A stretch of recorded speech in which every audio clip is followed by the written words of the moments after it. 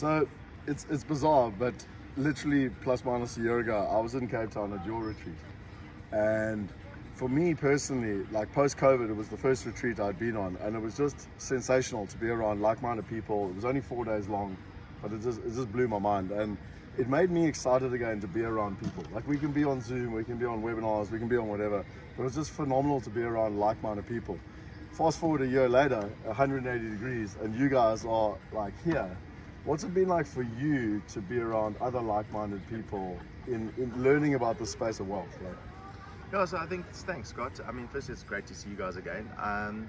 You know, wealth is a very important thing for me. It's one, I believe, is one of my values, and growing wealth and having that peace of mind, that sense of freedom as I grow my wealth portfolio. And being in an environment, firstly, I didn't know what to expect this weekend, right? It was a lastminute.com booking because I just so busy, didn't get to see all the stuff. Thanks to Beatrix, she kind of coordinated it behind the scenes and was like, book the tickets, do this, do that, and here we are. And I think first and foremost, the content of the weekend was absolutely fantastic. Absolutely fantastic. Having Mark and Anthony here with us, and being so open from Calio and just talking and sharing years of wisdom around wealth creation and kind of navigating the pitfalls and the minefields of the bad decisions, the bad things out there and what to watch out for. Massively beneficial. And then I think just being in a setting with the most amazing people. I think there were 18 of us in total, and mostly all couples. I think there was two gentlemen that with their partners. But as for the rest, all with their partners. Just such an amazing setting, just such a great way to really engage with people and connect and open up and just share individual stories and hear other people's individual stories around wealth and wealth creation, and also that sense of like realizing that everybody's at a different place in their life, yet all wanting the same result was amazing.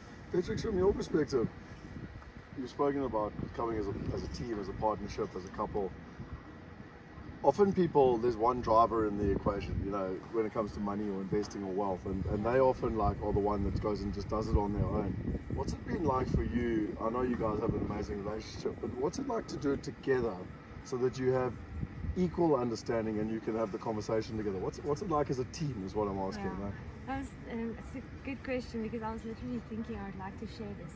For all my life, so I grew up like small town Namibia, and traditionally the husband or the male partner would take care of finances and investment and all of that.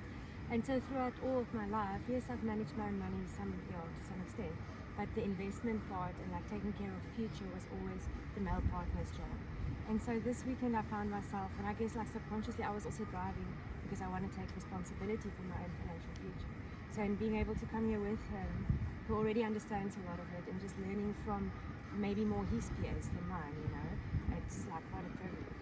That's fantastic. It's so nice to see like a team. I don't know how to explain it. Ceri, I've got a question for you that relates to all the Mastermind members, and that was, you said to me on Friday night, hey, you know what we should do? We should have a crypto guy come in. And I was like, yep, we have one of them. For those of people that have literally joined the Mastermind, therefore they've invested their hard-earned money and supposedly their time to get a result, what would be your advice to them on how to move this? Because again, you were exactly the same. Like, you joined because you want an outcome, but then you've been too busy to actually, I don't want to be rude, but put in the time and effort to actually make it a reality. What's your advice to them, basically? So I mean, I'm just gonna kind of share my immediate thoughts. And I mean, I think the one thing is that it does take commitment and dedication, and you need to be in a cadence and a rhythm with the schedule. I think one of the things I'm really glad about is that whatever I did, I managed to commit to doing the DWG deal, and now I'm seeing the proceeds in my wallet coming in, which is great. And as a result, obviously, I want to do more property deals. Beyond that and greater than that, I think it's imperative that, and I'm kind of thinking to myself as I say this, like, what can I do to get better benefits out of this program going forward? I think I just need to understand what the schedule is. I need to look at the invites in my diary, and I need to accept all the meetings, and I need to be on all the webinars. And it does feel like there's a lot of webinars and a lot of sessions, and there's a monthly update, and then there's this webinar, and then there's this property interview. So I think the truth is I need to just build it into my diary and just make sure that I've got all of those slotted in and just actually be functional in it. I think that's the one thing. I think the other thing is, as you said, like I didn't really know what to expect from this weekend. So for me, it was just like this. Okay, well, I happen to have a weekend available. Let's go check it out. I'm going to hang out with Scott and probably some other cool people, and I might learn a little bit more about wealth creation. And it's been mind blowing. So I guess my advice is, if there are, or when there are events like this, especially the face-to-face ones, come do them. I mean, it's going to cost some money. You're going to have to, if you're not in Cape Town or not where the event is, you're going to have to hop on a plane. You're going to have to spend some money in terms of accommodation. But also what is really nice about all of that is that you're getting outside of your comfort zone, and you're not like, we're not in Harties where we live. We're now in Cape Town in this beautiful setting, and we've had some amazing weather this weekend. And here we are in this beautiful setting in nature, learning. We were out drinking wine at a wine farm. So it's a really interactive way to really expand the mind and expand the heart and the soul in terms of like, where do I want to take myself? And the learning, I mean, whilst it's come from yourself and from Alex and from Mark and Anthony, it's also come from the people around us. You know, the other people going through the same experiences, the questions that are being asked, the questions that are being answered, the interactivity in the bus. You know, kind of, we like had this, I'm sure Scott will tell you, but like almost this mad bus dash to and from the wine farm, and in there with set with an intention saying, well, let's ask questions about what, in terms of what you want to know, but rather than ask each other, let's ask the professionals what are the questions they get asked all the time. And that was really inspirational, because then it was like, okay, you get asked that, and we made a whole bunch of notes around the questions that they get asked that we actually want answers to. And it became a very, very impactful, very intrinsic learning process for me. So I'd highly recommend to anybody out there that you make sure that you attend one of these events. Make sure that you actually start becoming quite interactive in the process. Do the courses. Like, I know that there's a ton of courses of content, like I didn't know about the crypto thing, that I need to now go back and sit and build a schedule and go, I'm now going to go from top to bottom, and I'm going to go through all the course material and start upping my own knowledge. So Beatrix, one of the things that I found really interesting, and I know you're very intuitive and into energy and feeling people, and I don't know if you would agree with me because we haven't spoken about this, but one of the things I noticed on Friday evening when I asked everyone what they wanted, and often the men spoke up, like, and it was quite interesting because I noticed how the ladies were quite reserved and whatever. Would you agree with me? It's been interesting watching the weekend, because when we just finished off now, it was all the ladies that spoke first. And my question, I suppose, is firstly, did you notice that as well? Or is it something I just lived in my own crazy world? Well. And secondly, what's it like for ladies to feel empowered? What is it like for ladies to feel empowered? That's a big question, and it's a very big question. But it was nice to see the representation of women in this group, because it's not usual. And then also the representation of women who actually participated, who were not just with their partners, you know.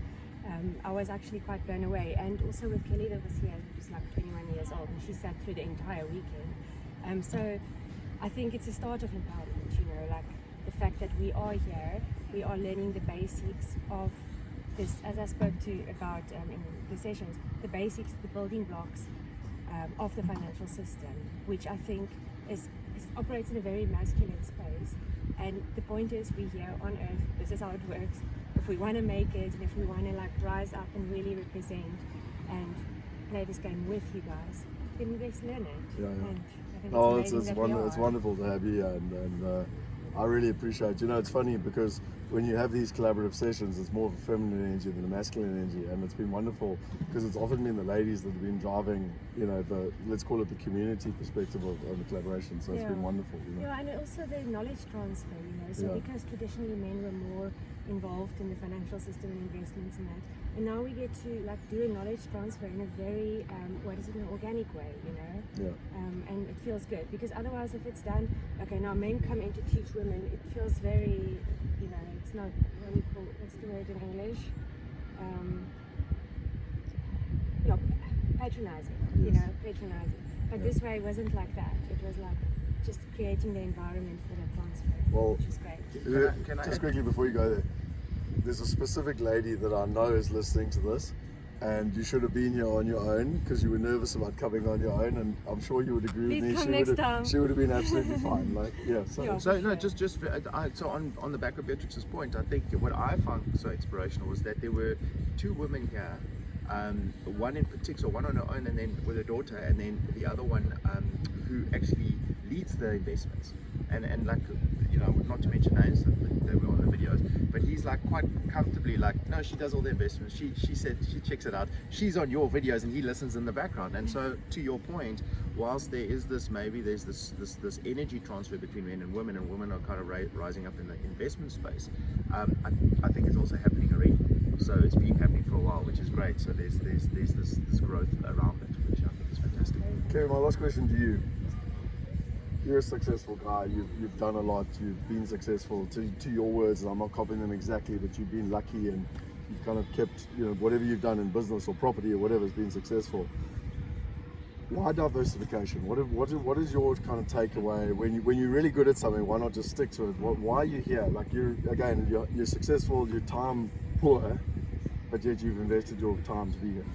No, thanks. I mean, I've thought about that all weekend really, and it was one of my takeaways from this weekend was diversification.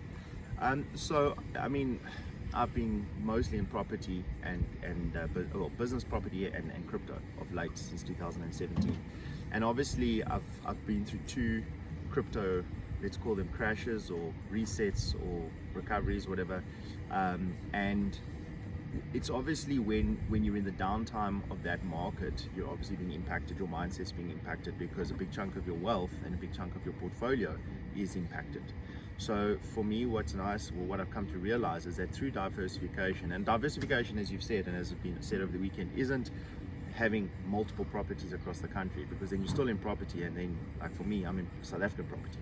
So diversification is across a range of asset classes. So if I'm in crypto and property and they both take a downturn, and I'm happen to be in whatever it might be, private equities or shares or other asset classes, then those might withstand that negative impact of what the crypto and the property market's going through at that point in time. And it's a nice way to balance out the fund and keep the fund growing over the medium to long term.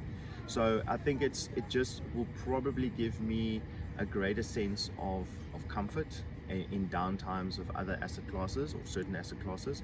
And I also think it will be the other thing, just in terms of diversification, as well as being aware to take profit off the table from whatever asset class I'm in that's done well, and be able to then put it into something else that's different, just to secure it.